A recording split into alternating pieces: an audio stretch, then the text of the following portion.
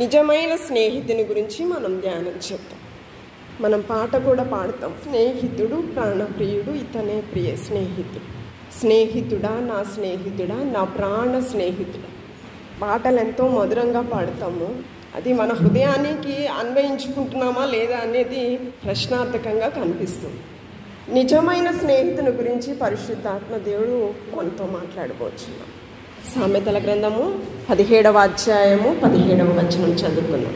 నిజమైన స్నేహితుడు విడువక ప్రేమించును, దుర్దశలో అట్టివాడు సహోదరుడుగా ఉండును. చిన్న ప్రార్థన చేసుకుందాం. ప్రేమ నమ్మకం కలిగిన మా కన్న తండ్రి, స్తుతులకు పాత్రుడా, ఘనతకు అర్హుడా, మా గొప్ప దేవా, నీకు వందనాలు. నిజమైన స్నేహితుడిగా ప్రవ్వా, ప్రాణం పెట్టేటటువంటి ప్రేమను మా కొరకు నీవు క్రియాత్మకంగా చూపించినావు ప్రభు.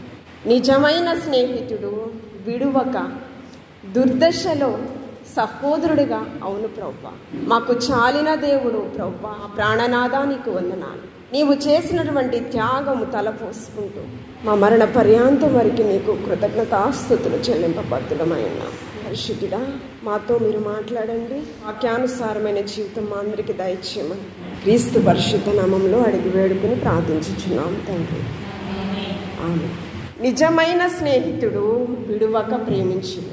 కీర్తనాకారుడు అంటూ ఉన్నాడు, గుండె చెదరిన వారిని బాగు చేయవాడు ఆయనే, గాయములను కట్టువాడు ఆయన.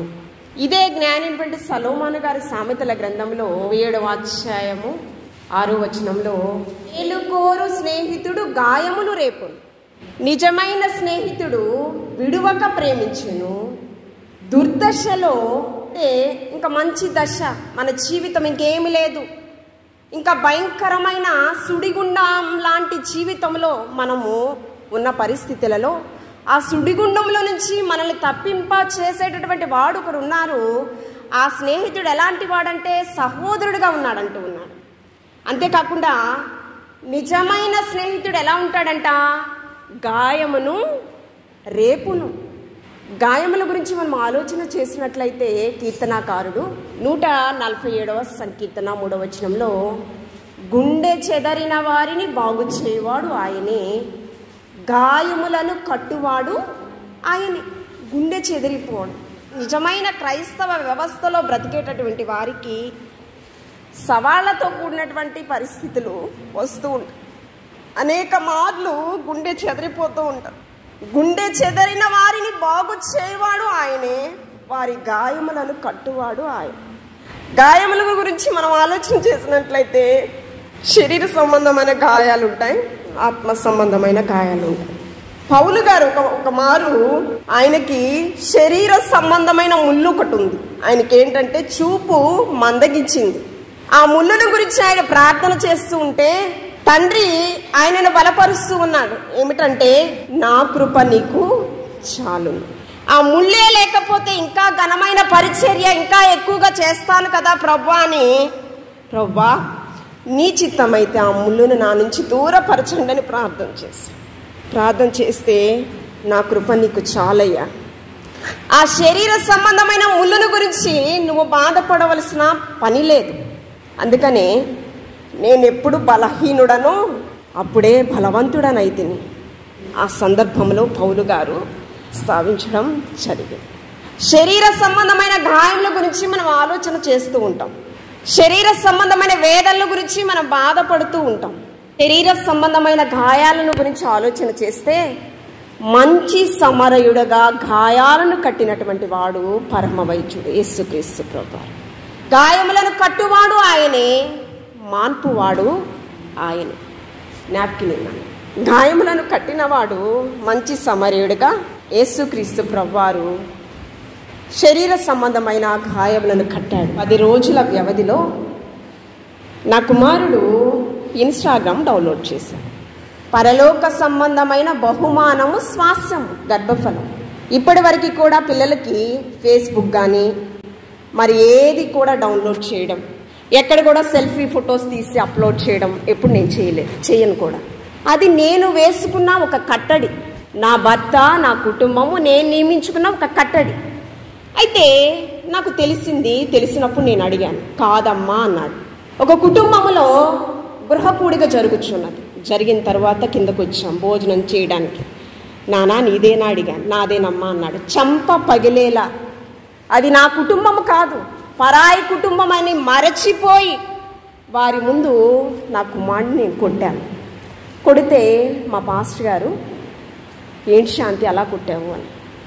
ఎందుకంటే వేరే కుటుంబం దగ్గర నా కుమారుని కొట్టడం అది ఒక షేమ్గా ఆయన ఫీల్ అయ్యారు. కానీ నాకేమనిపించిందంటే నా కుమారుడికి అది అవసరము లేదు, నా కుమారుడికి. కానీ పరాయి వ్యక్తుల దగ్గర నా కొడుకును కొట్టడానికి కూడా ఏమాత్రం నేను వెనకాడను. మేలుకోను స్నేహితుడు గాయములను రేపును ఏం చేస్తాడు? నా కుమారుడికి నేను స్నేహితురాలని, నేను స్నేహితుడిని. నా కుమారుడికి వారు పుట్టినది మొదలుకొని కొన్ని వేల సార్లు ఐ లవ్ యూ చెప్పాను. నేను ఐ లవ్ యూ అని ఫోన్ కాల్స్లో నా బిడ్డలకి నేను చెప్పేదాన్ని. అక్క నీకు అమ్మ తర్వాత అమ్మ అని పాలతో ఏ విధంగా పెంచానో అక్క బాధ్యత కూడా, అక్క పట్ల ప్రేమ అలాగే ఉండాలని నేను నూరు పూసాను. నా కుమారుడు మంచి క్రమశిక్షణలో వాళ్ళు ఉండాలి కాబట్టే ఏం చేశాను? గాయాన్ని నిజంగా లోబడని కుమారుడైతే ఏం చేస్తాడు? అందరి ముందు కొట్టేవేటమ్మా అని తిరిగి నా మీద ఎదురుదాడి చేస్తాడు. నా కుమారుడు మంచి కుమారుడు కాబట్టి అందరి ముందు కొట్టినా, నేను అవమానపరిచినా మారు మాట్లాడలేదు. మళ్ళీ పైపెచ్చి ఇంటికి వచ్చి నేను ఏడిస్తే నన్ను ఓదార్చాడు. మేలుకోరు స్నేహితుడు ఏం చేస్తాడు? గాయమును రేపును. ఆ గాయం ఎలాంటిదంటే శరీర సంబంధమైన గాయం కావచ్చు, కానీ ఆత్మీయ గాయములు అవ్వకుండా మనం ఉండాలని, మన బిడ్డలు ఉండాలని దేవదేవుడు ఆశపడుచు ఉన్నాడు. ఆత్మీయతలో బలహీనులముగా ఉండకూడదు, చంచలమైన మనస్తత్వం ఉండకూడదు. ఎలా ఉండాలి? ద్విమనస్సు స్వభావం మనలో ఉండకూడదు. ఆత్మీయతలో మనం పరిపూర్ణంగా పరిపక్వత చెందాలి అంటే మన శరీరంలో ఒక్క ఆత్మీయ లోపం కూడా ఉండడానికి వీలు లేదు. అందుకనే మేలుకోరు స్నేహితుడు ఏం చేస్తాడు? గాయాన్ని రేపుతాడు. ఈ యొక్క పరిశుద్ధ గ్రంథంలో మనం చూస్తూ ఉన్నప్పుడు అపోస్తుల కార్యములు 16వ అధ్యాయం, పౌలు శీలలు లుస్రాలో ఆసియాలో సువార్త ప్రకటిస్తూ ఉన్నారు. సువార్త ప్రకటిస్తూ ఉన్నప్పుడు అక్కడ కొన్ని స్వస్థతలు అద్భుతాలు కూడా చేయడం జరిగింది. అంతేకాకుండా యొప్పే గ్రామము కూడా అక్కడికి వెళ్ళారు. అక్కడికి వెళ్ళి తబితాను దర్శించారు, బాప్తిస్మం ఇవ్వడం జరిగింది. ఈ యొక్క 11వ వచనం నుంచి మనం చూస్తే, అంతేకాకుండా మేము నిజంగా విశ్వాసురాలనైతే మా గృహంలో మీరు ఆతిథ్యం స్వీకరించండి అని ఆమె అనేకులకు ఆతిథ్యం ఇచ్చిన గృహము దైవభక్తి కలిగినటువంటి స్త్రీ అని పరిశుద్ధాత్మ దేవుడు ఆమెను గురించి సాక్ష్యం ఇస్తూ ఉన్నాడు. 13వ వచనం చదవండి. 16వ అధ్యాయము. శాంతి దినమున గవిని దాటి నదీ తీరమున ప్రార్థన జరుగుననుకుని అక్కడికి వచ్చి కూర్చుండి కూడి వచ్చిన స్త్రీలతో మాట్లాడుచుంటిని. అప్పుడు లుదియాను ఏంటి? దైవభక్తి కలిగినటువంటి, ఏ భక్తి అండి? దైవభక్తి కలిగినటువంటి స్త్రీ. ఆ స్త్రీని దర్శించి పౌలు శీలలు ఏం చేస్తారో తెలుసా? కింద వచనాలలో ఆ ప్రార్థనా పర్రాలకి బాప్తిసం ఇచ్చారంట. అంతేకాకుండా మేము నిజంగా విశ్వాసులమైతే మా గృహంలో నీవు ఆతిథ్యము స్వీకరించండి. ఆ కింద వచనాల్లో చూస్తూ ఉన్నప్పుడు పుతో అనేటటువంటి ఒక దయ్యం పట్టినటువంటి ఒక చిన్న బిడ్డ, ఏంటి ఆమె పేరు? పుతో అను దయ్యము పట్టినటువంటి ఒక చిన్నది. ఆ చిన్న కుమార్తె ఈమె ఏం చేస్తుందంటే, అపవిత్రాత్మతో నిండినటువంటి ఆ కుమార్తె సోది చెప్తూ ఉందంట. ఏం చెప్తుంది? సోది అంటే ఏంటి? లేని దాని గురించి మాట్లాడడమే. అరే వాళ్ళు సోది చెప్తున్నారా, అమ్మాయి సోది మాట్లాడుతుందిరా అంటే ఏంటి? కల్పించి మాట్లాడడం, కల్పించి మాట్లాడడం. ఆ సోద చెప్పడం వల్ల అక్కడ ఉన్నటువంటి రోమీలైనటువంటి న్యాయాధిపతులు కావచ్చు, యాజకులు అవ్వచ్చు, చాలా మందికి లాభ ప్రాప్తి జరుగుతూ ఉన్నదంట. సోది చెప్తే ఏమవుతుంది?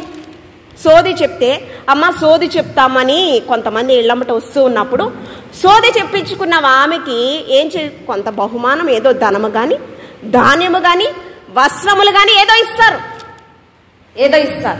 అలాగే ఈమె వల్లంట రోమీలకు, యాజకులకు, న్యాయాధిపతులకు లాభం ఏదో కలుగుతుందంట. ఆమె ఏం చెప్తుందో తెలుసా? రక్షకుడైన యేసుక్రీస్తు ప్రభువారికి వీరు దాసులు. ఎవరి గురించి మాట్లాడుతుంది? దయ్యం పెట్టినటువంటి పుతే అనే దయ్యం పెట్టినటువంటి ఒక చిన్న బిడ్డ ఎవరి గురించి మాట్లాడుతుంది? అపోస్తుల గురించి మాట్లాడుతుంది. అపోస్తుల గురించి మాట్లాడుతుంది. ఆమె ఏం చెప్తుందో ఒకసారి చూడండి. 16వ వచనం. ప్రార్థనాస్థలముకు వెళ్ళుచుండగా పుతోను అను దయ్యము పట్టినదై సోదె చెప్పుట చేత తన యజమానులకు బహులాభము సంపాదించుచున్న యొక్క చిన్నది మాకు ఎదురుగా వచ్చుచున్నది. ఎవరికి ఎదురుగా వచ్చింది? పౌలుకి, శీలలకు. తర్వాత చదవమ్మ. ఆమె పౌలును మమ్మును వెంబడించి ఈ మనుష్యులు సర్వోన్నతుడైన దేవుని దాసులు. ఎవరు చెప్తున్నారు? దురాత్మతో నింపబడిన దయ్యం పెట్టినటువంటి పుతే అనేటటువంటి ఒక చిన్న బిడ్డ చెప్తుంది, ఈ మనుష్యులు దేవునికి దాసులు. తర్వాత వీరు మీకు రక్షణ మార్గము ప్రచురించువారయ్యున్నారు. ఏం చెప్తుంది? ఆమె కేకలు వేస్తూ దురాత్మ గురించి చెప్పడం లేదు, లేని దానిది ఉన్నట్లు చెప్పడం లేదు, సోద చెప్పడం లేదు, కానీ ఉన్నది ఉన్నట్లు చెప్తుంది. రక్షకుడైన నీతి సూర్యుడైన యేసుక్రీస్తు ప్రభువాన్ని పరిచయం చేయడానికి వచ్చారని ఎలా చెప్తుంది? మౌనంగా చెప్తుందా? కేకలు వేయచ్చు చెప్తుందంట. కేకలు వేయచ్చు చెప్తుంది. అప్పుడు ఏమైందో తెలుసా? అక్కడ ఉన్నటువంటి వ్యక్తులు న్యాయాధిపతులు, రోమీలలో కొంతమంది యాజకులు ఉన్నారు, న్యాయాధిపతులు ఉన్నారు. అప్పుడు వీరి గురించి ఏమంటున్నారో తెలుసా? వీరు యూదులు కదా, మత గ్రంథాన్ని తప్పించి, ధర్మశాస్త్రాన్ని తప్పించి వేరొక వ్యక్తి గురించి ప్రస్తావిస్తున్నారేంటి? ఆల్రెడీ ధర్మశాస్త్రానికి విరుద్ధంగా యేసుక్రీస్తు ప్రభువారు సూచక క్రియలు, అద్భుతాలు చేశారు కాబట్టి, ధర్మశాస్త్రాన్ని, విశ్రాంతి దినాన్ని అతిక్రమించారు గనుకనే అది నేరారోపణ చూపించి వారు ఏం చేశారు? సిలువకు అప్పచెప్పారు. ధర్మశాస్త్రము మోషే ద్వారా ఇవ్వబడింది, కానీ కృపయు సమాధానము యేసుక్రీస్తు ద్వారా మనము పొందుకుని ఉన్నామని తిమోతికి రాసిన పత్రికలో అపోస్తలుడైన పౌలు గారు చెప్పుచూ ఉన్నారు. ఆ కింద వచనాలలో మనం చూస్తూ ఉన్నప్పుడు 21వ వచనం చదవమ్మ. రోమీలమైన మనము అంగీకరించుటకైనను చేయుటకైనను కూడని ఆచారములను ప్రచురించుచు మన పట్టణము ఏం చేస్తున్నారంట? ఆచారములకు విరుద్ధముగా ఏం చేస్తున్నారంట? విరుద్ధమైన మాటలను గురించి ప్రచురపరుస్తూ ఆ పట్టణాన్ని ఏం చేస్తున్నారంట? గలిబిలి చేస్తున్నారంట. అంటే కల్పనా కథలు ఏమైనా చెప్పారా? లేనిది ఉన్నట్టు ఏమైనా చెప్పారా? లేదు కదా. ఉన్నది ఉన్నట్లు యేసుక్రీస్తు ప్రభువారు ఏమి ప్రచురపరిచారో ఆ వాక్కులనే వీరు ప్రచురపరిచారు. 22వ వచనంలో అప్పుడు జన సమూహము వారి మీదకి దుమ్ముగా వచ్చేను, న్యాయాధిపతులను వారి వస్త్రములను నాగివేసి బెత్తములతో కొట్టవలెనని ఆజ్ఞాపించారంట. ఎందుకు ఇలా చేశారు? చూడండి, వారు చాలా దెబ్బలు కొట్టి వారిని చెరసాలలో వేసి భద్రముగా కనిపెట్టవలని చెరసాల నాయకునకు ఆజ్ఞాపించారు. ఈ వచనాలలో మనం చూస్తూ ఉన్నప్పుడు లాభ సాధనము పోయెనని 19వ వచనం చూడండి. 19 ఆమె యజమానులు తమ లాభ సాధనము పోయెనని. ఏం పోయిందండి? ఆమె వల్ల ఏముంది వారికి? ఎవరికి? రోమీలైనటువంటి యాజకుల కంట, న్యాయాధిపతుల కంట దయ్యము పట్టినటువంటి పొతేనటువంటి ఆ చిన్న బిడ్డ వల్ల, సోది చెప్పడం వల్ల వచ్చినటువంటి బహుమానం వల్ల ఏం పోయిందంట వాళ్ళకి? లాభ సాధనం. యేసుక్రీస్తు ప్రభువారు పౌలు గురించి మాట్లాడతారు. అననీయని నువ్వు వెళ్ళి సౌలు అనబడిన ఇతను పౌలుగా మార్చబడుచున్నాడు, ఇప్పుడు అతన్ని బలపరుచని. అతను ఎప్పుడైతే దేవుని యొక్క స్వరం విన్నాడో ఆ స్వరం విన్న తర్వాత మనోనేత్రాలు మూయబడ్డాయి, గుడ్డివాడయ్యాడు. కొన్ని దినాలన్నీ కూడా తను నేత్రములు తెరవలేని పరిస్థితి. అప్పుడు ఏం చెప్పాడంటే, అననీయ అనేటటువంటి వ్యక్తిని పంపించి అతన్ని నీవు బలపరుచు. అప్పుడు అననీయ చెప్తాడు, ఇతడు శిష్యులను చంపాడయ్యా, నీ రాజ్య సువార్తను ప్రకటిస్తూ ఉన్నప్పుడు వారిని చంపడానికి వారిని శ్రమపాలు చేయడానికి ఏమాత్రము వెనకాడలేదు. ఇలాంటి వ్యక్తిని బలపరచమని నువ్వు చెప్తున్నావేంటి ప్రభు అంటే, అతడు నా నామము కొరకు నేను ఏర్పరచుకున్న సాధనమై ఉన్నాడు. 9వ అధ్యాయము 15వ వచనం చూడండి. అందుకు ప్రభువు, నీవు వెళ్ళుము, అన్యజనుల ఎదుటను రాజుల ఎదుటను ఇశ్రాయేలీయుల ఎదుటను నా నామము భరించుటకు ఇతడు నేను ఏర్పరచుకున్న సాధనమై ఉన్నాడు. ఇతడు నా నామము కొరకు ఎన్ని శ్రమలు అనుభవింపవలెనను నేను ఇతనికి చూపుదునని అతనితో, ఎవరి కొరకండి? ఆయన రాజ్య స్థాపన కొరకు నేను ఏర్పాటు చేయబడిన సాధనము. ఆ రాజ్య స్థాపన కొరకు భయంకరమైన శ్రమలను ఎలా పొందుకోబోచున్నాడో నీవు చూస్తావయ్యా కదా. ఆ సాధనము వేరు. ఇక్కడ ఏమైందంటే లాభ సాధనము పోయేనని ఏం చేస్తున్నారు, ఊరు చివరికి తీసుకుని వెళ్ళి అతన్ని కొట్టి బంధించి, ఎక్కడ పౌలు శీలలు ఇద్దరిని ఎక్కడ పెట్టారంట? చెరసాలలో బంధించారంట. చెరసాల నాయకులకు ఆజ్ఞాపించారంట జాగ్రత్తగా ఇతను భద్రపరచమని. అయితే అక్కడ చెరసాలలో ఉన్నప్పుడు పౌలు శీలలు అపోస్తులు యేసుక్రీస్తు ప్రభువారు ఏ విధంగా 3.5 సంవత్సరాల ప్రారంభములో ఏ విధంగా ప్రార్థనతో ఆయన ప్రారంభించాడు, ఏకాంతంగా 40 పగళ్ళు 40 రాత్రులు ఉపవాస ప్రార్థన చేశారు. బాప్తిస్మముకు ముందు, అపవాది చేత శోధింపబడుటకు ముందు ఆయన ఏం చేశారు?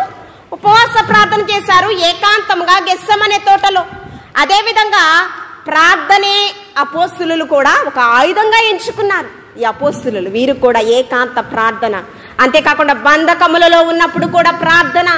బంధకములలో ఏం చేశాడంట? ఒనేసిము, బంధకములలో నేను కనిన ఒనేసిము అని మాట్లాడుతూ ఉన్నాడు ఫిలోమోను పత్రికలలో. ఏంటి? బంధకములలో ప్రార్థన చేయడమే కాదు, రక్షణ కార్యాలు కూడా వీరు చేశారంట. ఆ బంధకములలో ఉన్నప్పుడు, చెరసాలలో ఉన్నప్పుడు ఏం చేశారంట? ప్రార్థన చేయించు కీర్తనలు పాడుచు ఉన్నారంట. ఎవరు? పౌలు శీలలు ప్రార్థన చేయించు కీర్తనలు పాడుచు ఉన్నారు.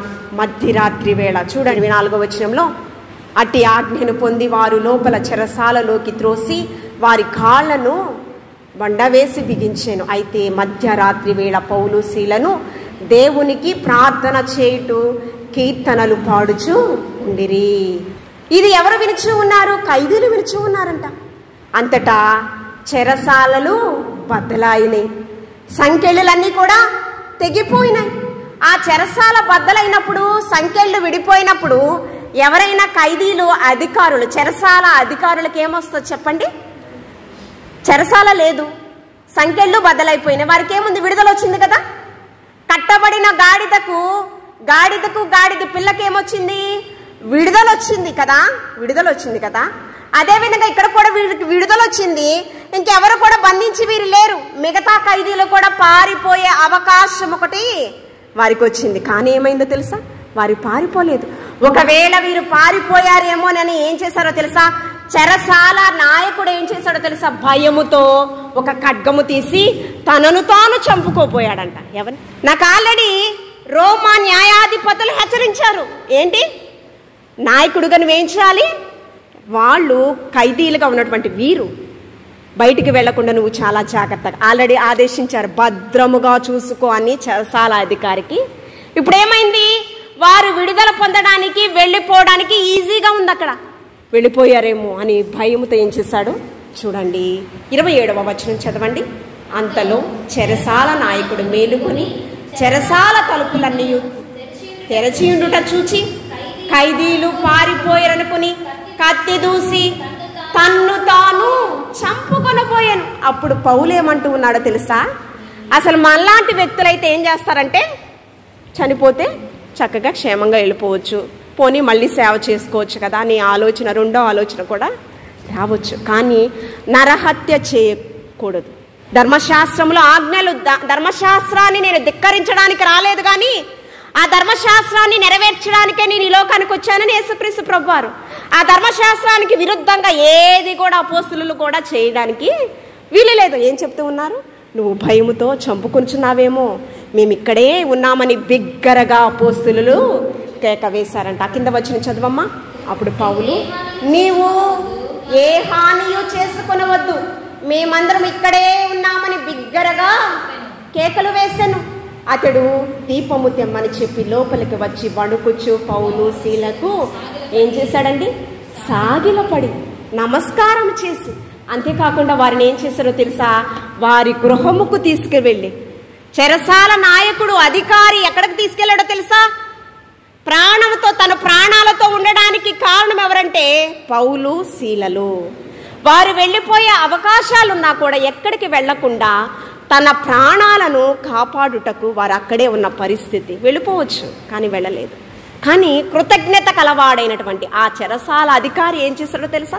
తన గృహమునకు ఆహ్వానించి ఏం చేశాడు? తన గృహమునకు ఆహ్వానించి పౌలు, శీలల యొక్క గాయములను కడిగాడంట. చూడండి 32వ వచనం, 31వ వచనం కూడా చదువుదామమ్మా.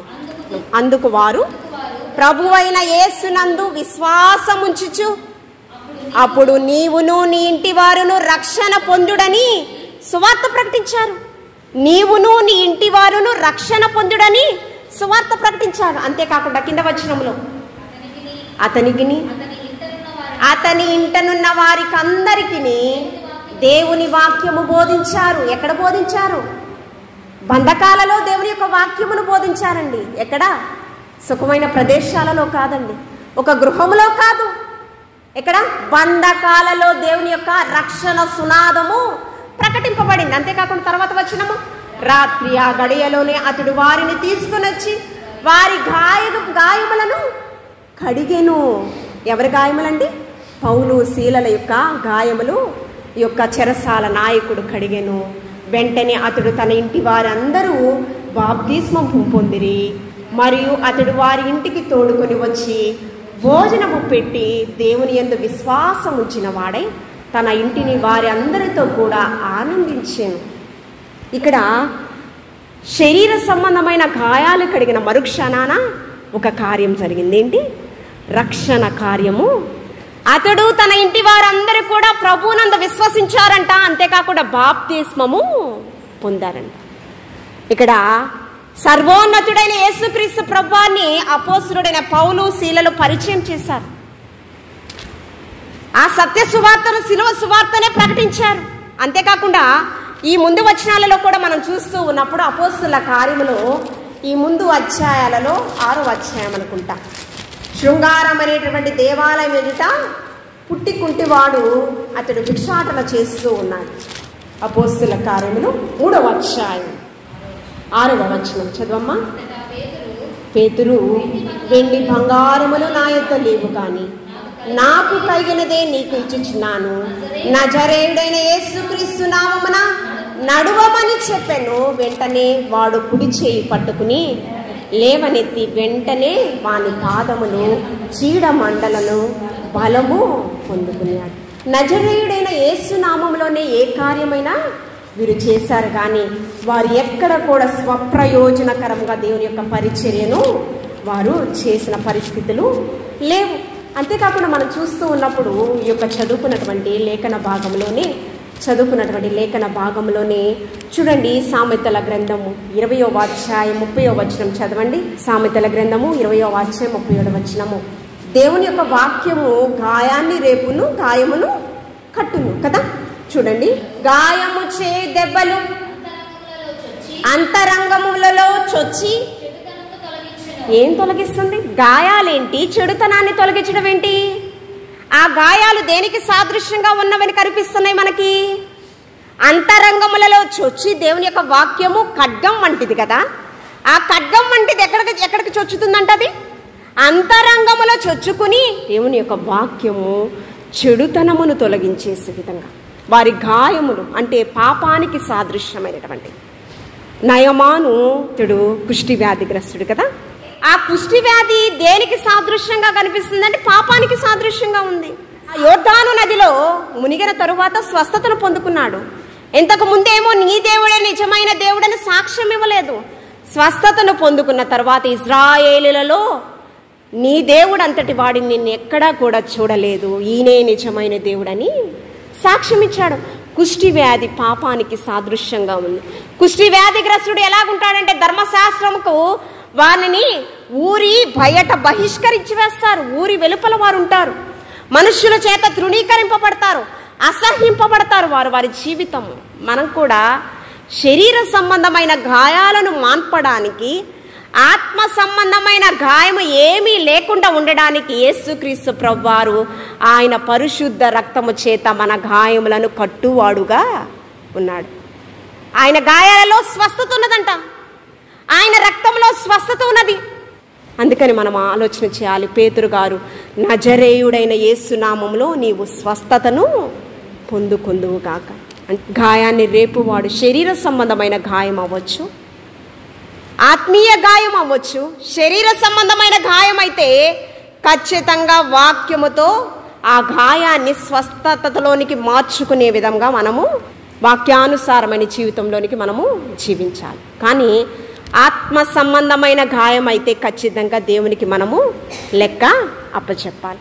ఆత్మ సంబంధమైన గాయాలతో మనం ఉండకూడదని నజరేయుడైన యేసుక్రీస్తు ప్రభువారు, సర్వోన్నతుడు, యూదుల రాజు, సర్వశక్తిమంతుడు, ఆయన పరిశుద్ధ రక్తాన్ని మన కొరకు ప్రోక్షింపబడము జరిగింది. అంతేకాకుండా హోషేయ గ్రంథంలో ఒకసారి చూడండి. హోషేయ గ్రంథము చూడండి, 4వ అధ్యాయము 8వ వచనం చదువమ్మా.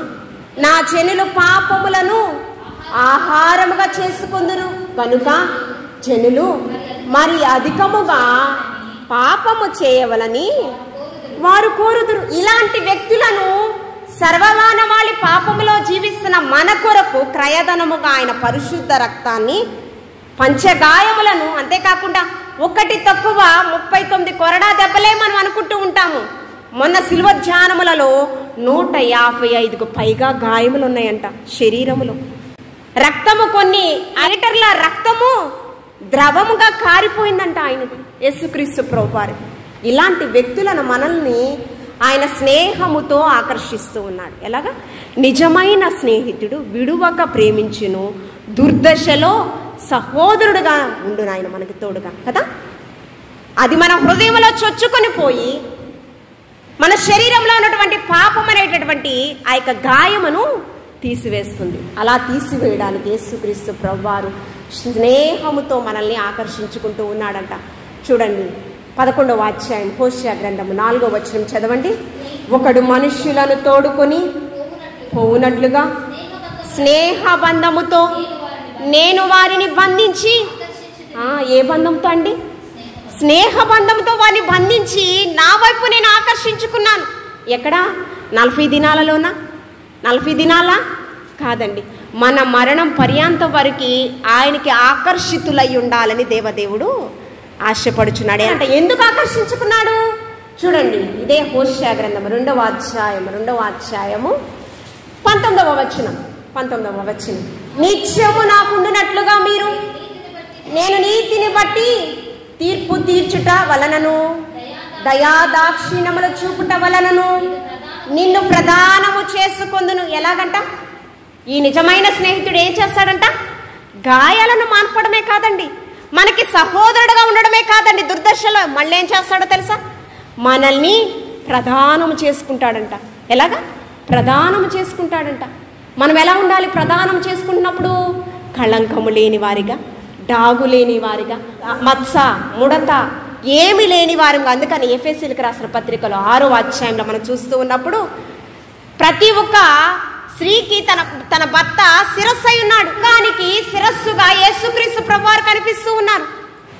ఈ శిరస్సుకు మనము లోబడి ఉండాలంట.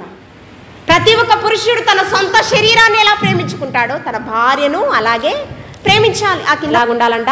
కళంకము లేనిగా, మచ్చ డాగు ముడత లేని వానిగా మీరు ఉండాలి.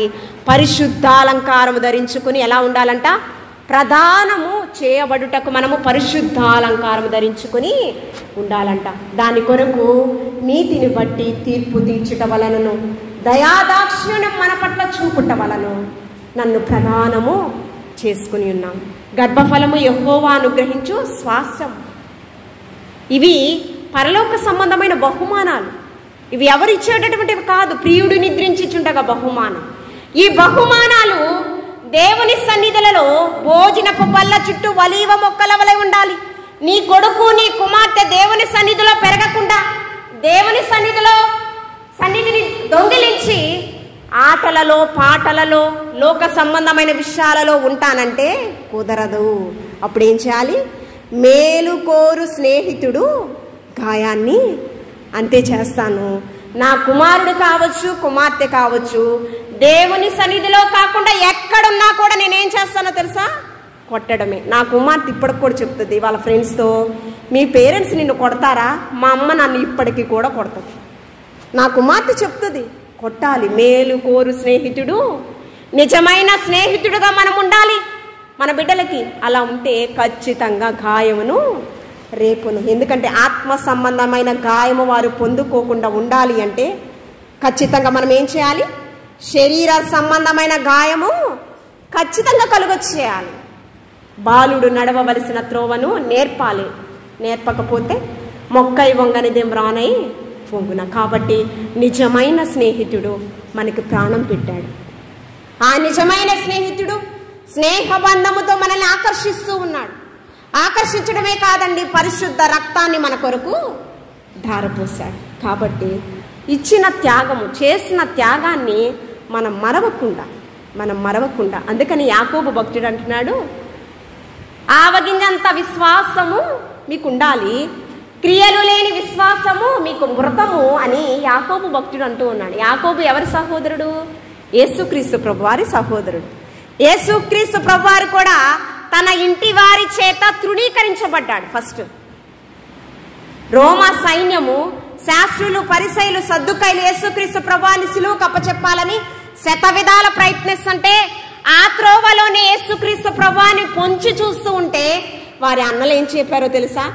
ఎవరైతే పట్టుకోవాలని చూస్తూ ఉన్నారో ఆ త్రోవలో వెళ్ళమని అబద్ధపు కపట ప్రేమను యాకోబు వారి సహోదరులు చూపిస్తూ యేసుక్రీస్తు ప్రభువాన్ని మార్గమును మళ్లించిన పరిస్థితి కనిపిస్తుంది. తన ఇంటి వారి, అందుకనే నిషేధించబడిన రాయి మూలకు తలరాయి ఆయన కదా. కాబట్టి మనం ఆలోచన చేద్దాము. అటువంటి యాకోబు ఇప్పుడు ఏం చెప్తూ ఉన్నాడు? క్రియలు లేని విశ్వాసము మృతము. విశ్వాసమునకు కర్త, దాన్ని కొనసాగించు క్రీస్తు వైపు మనము చూడాలి. కాబట్టి ఈ నిజమైన స్నేహితుడు మనల్ని ఏ విధంగా ఆకర్షించుకున్నాడో ఆ ఆకర్షణకు కృతజ్ఞత కలవారమై మనం ఈ లోకంలో బ్రతకాలని ఆయన ఆశపడుచు ఉన్నాడు. రెండవ రాకడలో మళ్ళా మూల్యము చెల్లించడం అయితే ఏమీ లేదు, కానీ ఎవరి క్రియలు తగిన ఫలితము వారు పొందుకుంటారు. కాబట్టి నిజమైన స్నేహితుడు ఇచ్చిన ప్రేమను నిరర్ధకం చేసుకోకూడదు. కాబట్టి ఆ నిజమైన స్నేహ బంధంలో మనం ఉంటూ మన బిడ్డల్ని ఆయన రెక్కల నీడలో, దేవదూతల కౌగిలిలో మనం ఉంటే ఖచ్చితంగా మనకి సంరక్షణ అనేది ఉంటుంది. మనం ఈ లోకంలో, ఈ లోకపు పోకడలలో, లేకపోతే అపవాది కనుదృష్టిలో మనం ఉంటే మన జీవితం ఎలా ఉంటుందంటే నరక యాతన అనుభవిస్తాం. అంతేకాకుండా మనము భయంకరమైన మరణాన్ని కూడా మనము చూస్తాం. ఈ ప్రస్తుత పరిస్థితులలో మంచి మరణాన్ని నాకు ఇవ్వు ప్రభువా అని ప్రార్థించే వరుసలో ప్రతి ఒక్క క్రైస్తవ స్త్రీ, మరి ముఖ్యంగా నేను కూడా నా కుటుంబంలో వ్యక్తిగతంగా దాని గురించే ప్రార్థన చేస్తున్నాను. ప్రభువా, ఈ దినమే నాది అయితే రేపటి దినము నాది కాకపోతే మంచి మరణము నాకు, నా ఇంటి వారికి ఇవ్వు ప్రభువా అని ప్రార్థన చేస్తున్నాను. అలాంటి వరుసలో మనమందరం ఉండాలని దేవదేవుడు ఈ మాటలు మనందరి వినికిల్లో బహుగా ఫలించి ఆశీర్వదించునుగాక. ఆమేన్. అందరం లేచి నిలబడదాము. ముగింపు ప్రార్థన, పరలోక ప్రార్థనతో మనం ముగించుకుందామండి. పరిశుద్ధుడా, ప్రేమామయుడా, నీకు వందనాలు ప్రభువా, నీకు స్తోత్రము. పరిశుద్ధుడా, విలువలేని మా జీవితంలో సిలువ గొప్ప విలువను తీసుకుని వచ్చింది ప్రభు. ఏమిచ్చి నీ రుణాన్ని మేము తీర్చుకోగలము ప్రభువా? మనుష్యులు స్వార్థ ప్రియులు ప్రభువా, బింకములాడువారు ప్రభువా. నీ ప్రేమ త్యాగపూరితమైనది ప్రభువా, నీకు స్తోత్రం. అది కడవరకు మాకు తోడుగా ఉండేటటువంటి ప్రేమ ప్రభువా. స్నేహ బంధముతో మమ్మల్ని ఆకర్షించుకున్న మా దేవానికి వందనాలు. నీ పరిశుద్ధ రక్తాన్ని నా కొరకు దారపోసిన దేవానికి వందనాలు. ఏమిచ్చి నీ రుణాన్ని మేము తీర్చుకోగలము ప్రభువా, నీకు స్తోత్రము. ఇచ్చిన రక్షణ కడవరకు మేము కాపాడుకుంటూ ప్రభువా, నీకు స్తోత్రం. మా దినములు లెక్కించుకునేటటువంటి జ్ఞాన హృదయాన్ని మాకు దయచేయండి ప్రభువా, నీకు స్తోత్రము. భయంకరమైన మరణాలు మేము చూస్తున్నాం ప్రభువా, హతసాక్షులైపోతూ ఉన్నారు ప్రభువా. దైవజనులు ప్రభువా, వారికంటే శ్రేష్ఠులము, గొప్పవారము, గనులము కాదు ప్రభువా. కేవలం నీ ఉచితమైన కృప వలన మాత్రమే ప్రభువా మేము సజీవ లెక్కలో ఉన్నాం ప్రభువా. నీవిచ్చినటువంటి ఆయుష్ని బట్టి, నీవిచ్చినటువంటి ప్రభువా కృపలను బట్టి మేము నిరర్ధకము చేసుకోకుండా ప్రభువా, నీకు స్తోత్రము. నిన్ను గణపరచువారముగా, నీ చిత్తము, నీ సంకల్పం చొప్పున కేవలము జీవించేవారముగా పెదవులతో స్తుతించడం కాదయ్యా, అంతరంగములలో మూర్ఖులతో కూడినటువంటి ప్రార్థన నీకు విజ్ఞాపన కర్తలుగా మమ్మల్ని లేవనెత్తమని అడుగుచూ ఉన్నాను. ఆత్మీయ అభిషేకంతో మమ్మల్ని నింపండి ప్రభా. దయ్యముతో పట్టినటువంటి పొతే అయినటువంటి ఆ చిన్న బిడ్డ ప్రభా వేదాంతము ప్రకటిస్తుంది ప్రభా. ప్రభా నీ రక్షణ సునాదం ఏ విధంగా ఉంటుందో ప్రకటిస్తుంది ప్రభా. అలాంటి జీవితం మాకొద్దు ప్రభా, అలాంటి జీవితం మాకొద్దు ప్రభా. పేరుకే క్రైస్తవులు, నులివెచ్చని స్థితి మాకొద్దు ప్రభా. నులివెచ్చని స్థితి మాకున్నట్లయితే మా మోము మీద ఉమ్మువేయ నువ్వు ఉద్దేశించి ఉన్నావు ప్రభా. అటువంటి అసహ్యకరమైన జీవితం మాకొద్దు ప్రభా. ప్రభా నీ కనుదృష్టిలో క్షేమము, నెమ్మది, శాంతి, సమాధానం ప్రభా, పరలోక సంబంధమైన ప్రతి ఈవులు మాకు మేము పొందుకోగలము ప్రభా. నీకు స్తోత్రము ప్రభా. వాక్యానుసారమైన జీవితం నాకు, నా భర్తకు, నా బిడ్డలకు, సంఘమునకు, ఇక్కడ ఉన్న ప్రతి ఒక్కరికి మీరు దయచేసి నీ రాకడ కొరకు, నీ రాజ్య స్థాపన కొరకు ప్రయాసపడే వరుసలో మీరు ఆయత్తపరచమని క్రీస్తు పరిశుద్ధ నామంలో అడిగి వేడుకుని ప్రార్థించుచున్నాము తండ్రి. ఆమేన్. పరలోకమందున మా తండ్రి, నీ నామము పరిశుద్ధపరచబడగాక, నీ రాజ్యం మాకు వచ్చినగాక, నీ చిత్తం పరలోకమందు నెరవేర్చినట్లు భూమి యందును నెరవేరుగా. మాకు కావలసిన ఆహారం నేడు మాకు దయచేయి. మా రుణస్సులు మేము క్షమించుచున్న ప్రకారం మా రుణములను క్షమించు. మమ్మల్ని శోధనకి తాకీడు నుంచి తప్పించు. ఎందుకంటే రాజ్యము, బలము, మహిమ నిరంతరము నీవైనావు తండ్రి. ఆమేన్. తండ్రి, కుమార, పరిశుద్ధాత్మ త్రియక దేవుని మెండు దీవెనలు ఇప్పుడు ఎల్లప్పుడూ సదాకాలము ఇక్కడున్న ప్రతి ఒక్కరిపైన, వారి వారి కుటుంబాలపైన, సువార్త సేవా సంఘంలో ఉన్న ప్రతి ఒక్కరిపైన, మరి ముఖ్యంగా ప్రభా ఇక హతసాక్షులైనటువంటి నతానేలయ్య గారి వారి కుటుంబము, అదేవిధంగా ప్రవీణ్ పగడాల అన్నగారు వారి కుటుంబము సదాకాలం నిలిచి తోడయుండును గాక. ఆమేన్. తండ్రి, కుమార, శుద్ధాత్మకును దగు స్తుతి మహిమలు కల్గుగాక. ఆదిని ఇప్పుడు ఎల్లప్పుడు అయినట్లు యుగములు నామే.